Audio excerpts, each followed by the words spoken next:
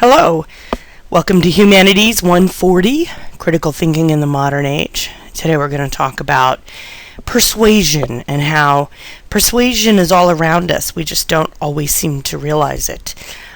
Most particularly, what we're going to be looking at today is how persuasion is used in advertising. So before we begin, let's talk about what the word persuasion means. It is defined as being able to cause someone to do something through rhetorical methods. Rhetorical methods mean either convincing you verbally, using images, using some measure of words, either written or a debate. The idea here is you are being persuaded to do something without somebody using their fist. We study methods of persuasion, or rhetoric, so we can understand the methods used, so we can make less biased and more reasoned choices. In other words, smarter decisions. Over there on the right, you're going to see a slide called the persuasion slide, and it is how we are identified in terms of when someone is trying to sell us something. So we want to get their attention. So think about walking up to a car lot, whether it's Honda or a used car lot, and you get the nudge. You know, the guy comes over, "Hey, my name is Joe. I'm here to help." You know, and that already starts persuading you. He's nice. He's friendly. He approaches you. Your original motivation, which might just be to window shop and check out some cars or look at the new version of your old car, that's your gravity. That's your initial motivation. Then we have the angle. And this is the motivation provided by the salesperson. And this is conscious and non-conscious. So body language, all the information they share with you.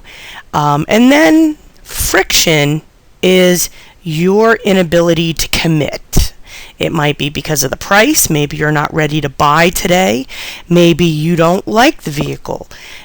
The idea here is for a salesperson to overcome the impediment, because their job is to sell you something, and whether or not you really want it is irrelevant, because their job is to sell. So persuasion, or rhetoric, has been studied for about 2,500 years now, give or take. And one of the first guys to really look at this was Aristotle, and he was the famous ancient Greek philosopher. He was working in ancient Greek around 350 BCE, and he looked at persuasion in three different ways. We have logos, which is your appeal to logic, and this includes facts, evidence, reason, proof, statistics, lots and lots of words to convince you. Then we have ethos, which is the appeal to ethics, and that includes and usually is seriously relied upon in terms of the credibility or character of the speaker. So who do we trust? We trust somebody who's honest, has a good reputation, has a wisdom, someone who says a lot of quotations that sound very ponderous. You know, if you watch Criminal Minds, they always start off at the beginning and end with a portentous quote that is some way related to the information or storyline. Then we have pathos, which is our appeal to emotion. And this focuses on our feelings and our empathy, whether or not we love someone or hate someone, compassion, that personal connection with somebody else. So we're going to look at advertising in more detail so we can see how ethos, pathos, and logos are used in the way to sell to us, because that's ultimately what they're doing. So advertising argues that you should choose a product or service, and they use these three argumentative or rhetorical forms. With ethos, It is a form or argument based on the character or authority. So the ways to identify ethos in ads: 1, it's endorsed by a celebrity, and whether that celebrity is someone we all love or someone we all hate, it grabs our attention. The picture there of Julia Roberts underneath the text, back in the 90s, she was very, very popular. But there were quite a few people who hated her. She never reached the Kim Kardashian level of hate, but in terms of being a controversial figure, for some reason she was. And for the life of me, I can't remember why. Then you have somebody who is in uniform. And that, again, is something that we're taught from the time we're children. If you're in trouble, you go to a police officer, you go to a fireman, you go to the nurse, you go to the doctor. These uniforms represent character. They represent authority. They represent trust and help. Military uniforms are used often these days because, again, the military represents a certain type of person that we'd all like to see ourselves as. And then professional looking people. So you put a guy who's usually wearing flip-flops and shorts in a nice business suit with an expensive tie, a good haircut, and boy, people will listen to him and think he knows everything because he looks like he knows everything. And that is a huge element in our society today. People trust more in how you look than what you actually know. Then we also can look at pathos, which again is an argument based on the emotions: fear, desire, sympathy, anger. And the ways to identify pathos in an advertisement: 1, fear. Get this, or somebody will die. There's a Subaru commercial running these days where a tow truck driver drags a sorry-looking vehicle that's been beat up by a dump truck or something into a junkyard, and he says to the mechanic, "They lived." Meaning, if you get a Subaru, your family may be in horrible accidents, but they won't die. And again, what this is supposed to do is freak you out so that if you have family with kids especially, you go out and get yourself a Subaru. Then we have desire. Every time you see an advertisement with a half-naked person, the idea here is that you become so dumbstruck by their beauty and their desire, your desire to be that beautiful or to have someone that beautiful in your life, you're going to go ahead and buy whatever product they're selling.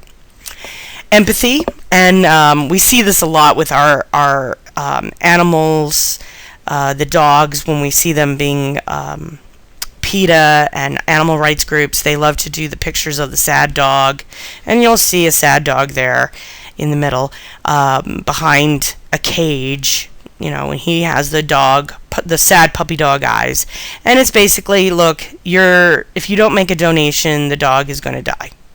And then we see the same thing with the sad kids. You see the kid playing in the dirt, eating sand because they don't have any food. And if you give them $1 a day, they can save 28 people.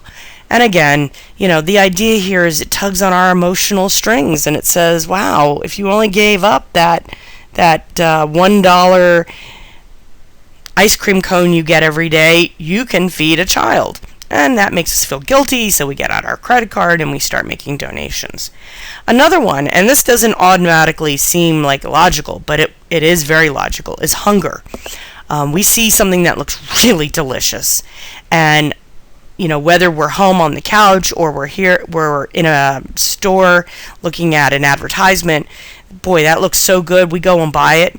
And we get home, and it never looks the same. Think about a Big Mac at McDonald's. You see them on the TV ads. They look beautiful. They're like 6 inches tall. They've got all that meat and sauce and pickles and bun, and it's gorgeous. And you get it home. It's about 1.5 inches high. It's kind of smushed. The pickle's hanging off, and they forgot to put your cheese on. So, the idea is to get us in to buy it. Doesn't mean that the food is actually any good, though. And then logos, which is based on logic, and we will see this with all kinds of facts and figures and percentages and lots of information and charts and figures on an advertisement or being read off by the narrator. And again, what this is doing is it's saying, listen, we know that 90% of the people out there have no idea what any of this means. But the fact that we're putting all this information out there is telling you that we have nothing to hide. And look how awesome our product is, because we're giving you all the specs. And the reality is, a lot of us go, okay, that sounds awesome. They gave me a ton of information. They couldn't possibly be a bad product. And of course, what it really goes to show you is that depending on the kind of person you are, we are more likely to feel a certain tug towards either ethos, pathos, or logos. Okay, so we're going to look at some examples of the different kinds of rhetorical models as used in advertising. The picture on the left for the product Kleenex hand towels, we have the grimy real white towel on the left that is brownish, and it looks like it's not soft because it's all wet and hard. And then we have the soft, pillowy looking white Kleenex on the right. And obviously what they're trying to demonstrate is one hand towel used multiple times is way more gross and disgusting than a single towel used just once. Now, what you also have to look at is the picture and what it represents. Look at the background of the grimy towel. It's kind of a muddy white paint color, kind of a peachy brownish blah looking color, and the tile is brown and white. And then up at the top left you'll see a little shelf with a clear jar filled with cotton balls, and obviously we can't see through those cotton balls, so the entire look is just grimy and kind of disgusting and dark and brown, and kind of like the kind of bathroom you would walk into if somebody never cleaned their bathroom. On the other hand, on the right, what you see is a very pretty bluish green, kind of a sea foam color background, and that enhances the color of the white, and it also matches the color of the box of Kleenex. More importantly, look at the bottom in terms of it's not tile, it's wood, and it's vertical with this wainscoting kind of look going on. It's very clean, it's very organized, it's just one color, whereas the tile is all these different shades of brown. And then finally up in the top right you'll see another shelf with a glass with two toothbrushes in it, but the glass is clear and you can see through it. Again, all of these image aspects don't necessarily need to be analyzed explicitly, but in your brain it's already making sense that, oh, it's much better and cleaner to use the item on the right. Well, the question you have to ask yourself is, why didn't they use the same background for both products? Well, if they did, the grimy towel wouldn't look quite so grimy. Now, the Lipitor advertisement on the right, first you see a gentleman standing in front of a heart, and of course that's Dr. Robert Jarvik, and he invented the artificial heart. So again, we know he's an expert. He knows what he's talking about. He's a brilliant doctor. And then we see that Lipitor reduces the risk of heart attack by 36%. And there's a little asterisk. And then you have to get real close to be able to see what it means. And it says that means in a large clinical study, 3% of patients taking a sugar pill or placebo had a heart attack compared to 2% of patients taking Lipitor. Now, the big question you should ask yourself is, what does the word large mean? Is it 100 people, 1,000 people, 10,000, 100,000, a million? That's the issue with this advertisement, is that it's not specific. It tries to look like it's a logical appeal and it's giving you all this information. But the reality is a large clinical study could be 12 people, because large is an abstract word. It doesn't have a concrete definition. You could say that a car is large compared to a bicycle, but a car is not large compared to a 18-wheel truck. So again, you have to look for these abstract terms.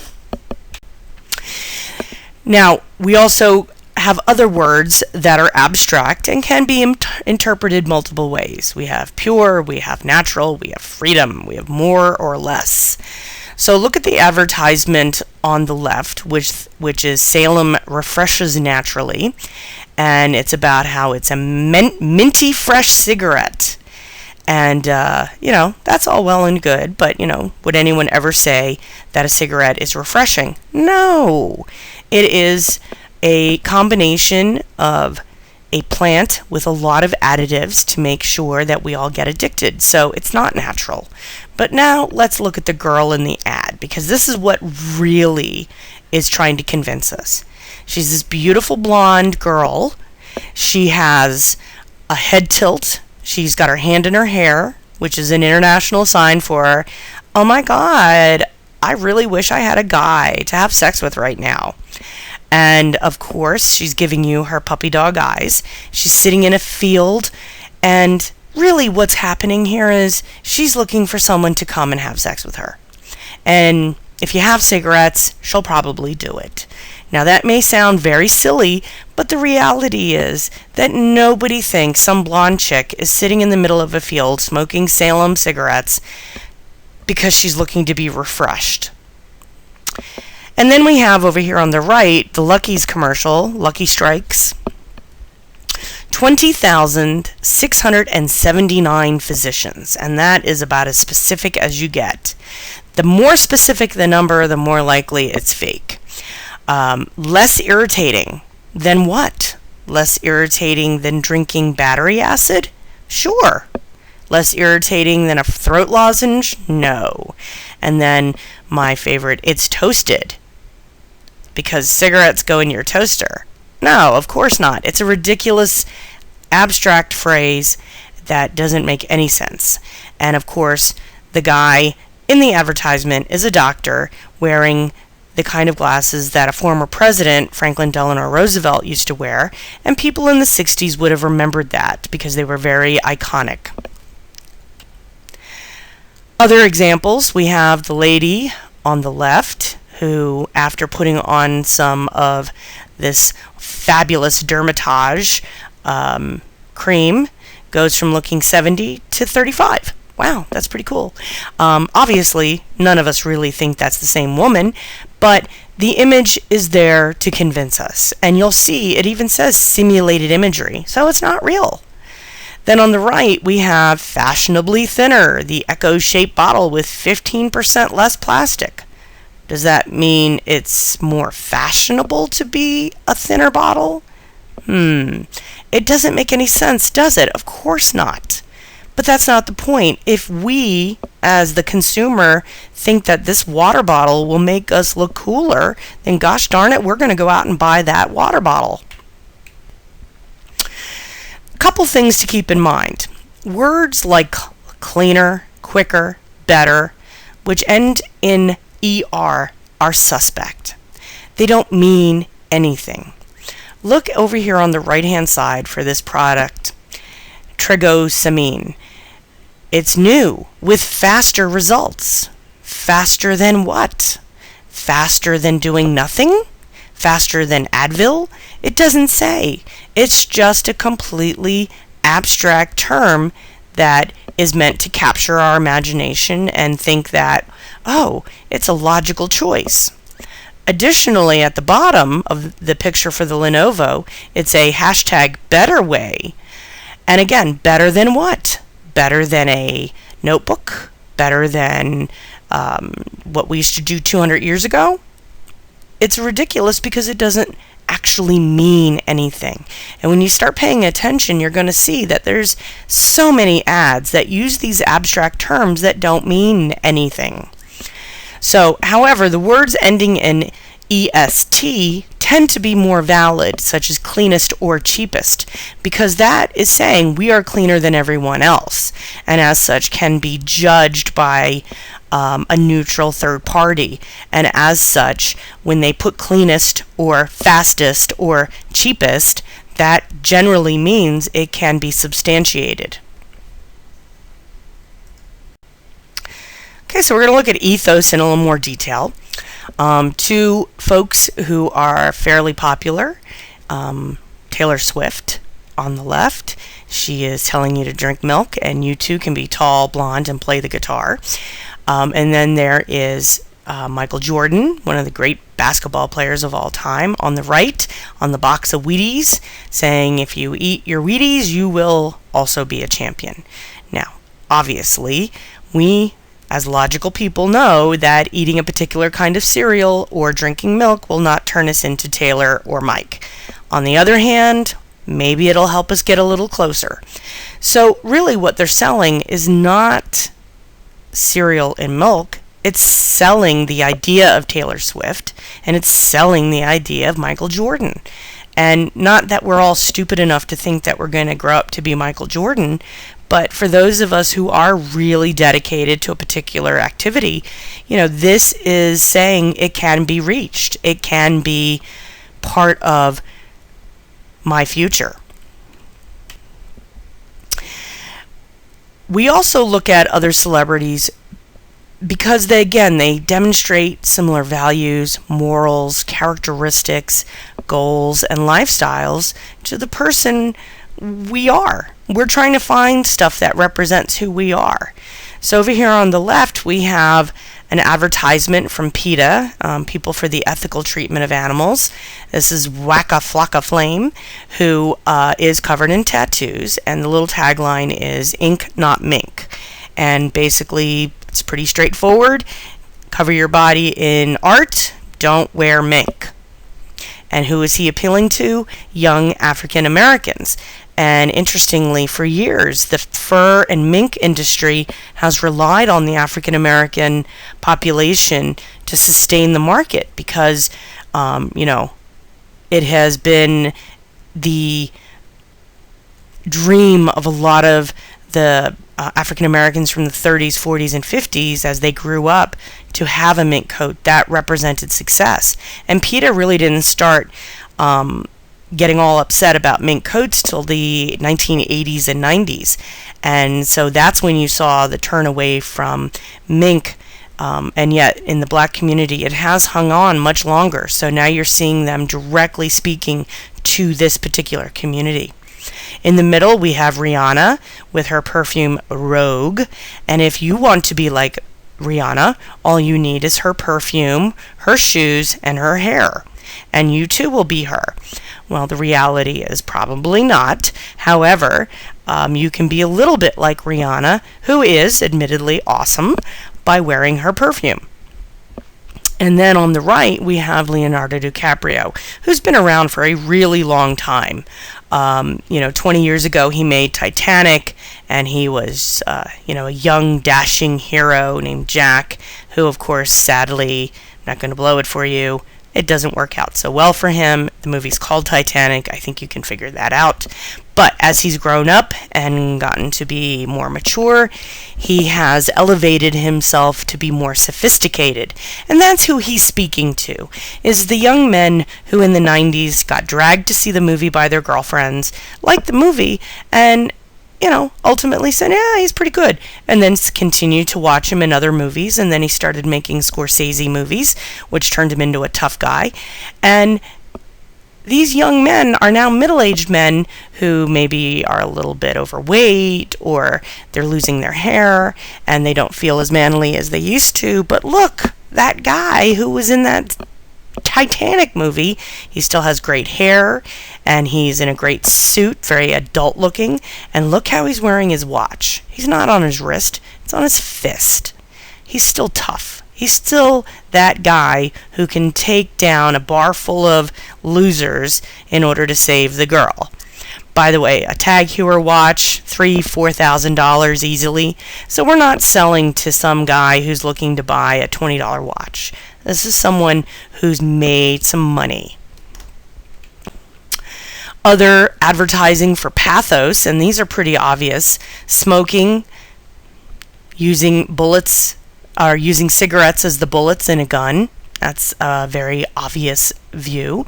And then on the right is an advertisement that was used during the era of World War II, when there was gas rationing and they were trying to convince people to carpool, which was pretty unusual in those days because cars were still relatively new.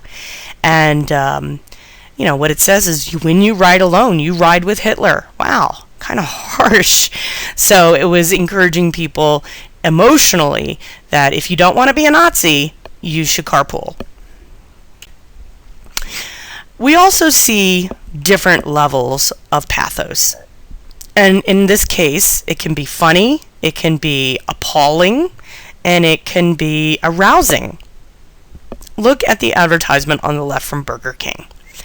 It'll blow your mind away. It is a young blonde woman whose mouth is open in a way I have never seen a woman eat a hamburger, but that's just me. And look at the bottom. The BK Super 7-incher. And what they're saying is, wow, if you want to have sex, you should come buy our sandwich because that's about as close as you're going to get. So in one way, it's funny.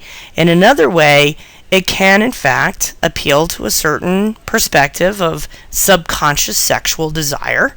Also, if you're someone who's a little more prudish, it might be appalling to you, and you're absolutely disgusted by it. So you tell 4 people about it, which is exactly what they want. Advertising is to get your attention. We can't sell you anything if we can't get your attention. Then on the right, we have Michelin, because so much is writing on your tires, which basically means that if you don't have Michelin tires and your kid is in an accident, they're going to die. And that's going to make you a bad parent. It's fear. And it's saying, listen, if you don't care about being a good parent, you can drive on any stupid tire you want. But if you really care about your child, you'll get them a Michelin. It doesn't make any sense, but it appeals to our heartstrings or our worries or our concerns. Lastly, we're going to look at pathos-based persuasion when it focuses on nostalgia, which is a sentimental longing or affection for the past, typically for a time or place with happy personal associations. And, depending on how old you are, nostalgia can be the 80s, the 90s, the aughts, 5 years ago for some people. Through every generation, there are certain iconic celebrities who come to represent certain things. So, for example, Elvis Presley was the king of rock and roll, and he represented that swagger, and he was so handsome, and he was a great singer, and he could dance. And when you think of rock and roll, that's who really comes to mind. When you think of an artist, you think of Picasso and all of his crazy pictures. He's iconic. And when it comes to female celebrities, no one is bigger than Marilyn Monroe, who died over 50 years ago. But she's been used recently to sell 2 different kinds of perfume, one being Chanel, which is very classic, and the other being Dior, which again is very classic. And Marilyn Monroe is well known for being glamorous, for being sexy, for being a legend, and that's what these perfumes are selling. If you're a woman who wants to be sexy and glamorous and be remembered, you're going to wear this perfume because that's going to make you even more like Marilyn Monroe. Now, obviously, we know that's not actually going to happen, but this nostalgic sense that if you use this product, it'll bring back the glamour of yesteryear. It's a very emotionally appealing sensibility. Okay, so that does it for the rhetoric of pathos, logos, and ethos. If you have any questions, please feel free to email or text me, and I hope you have a terrific day.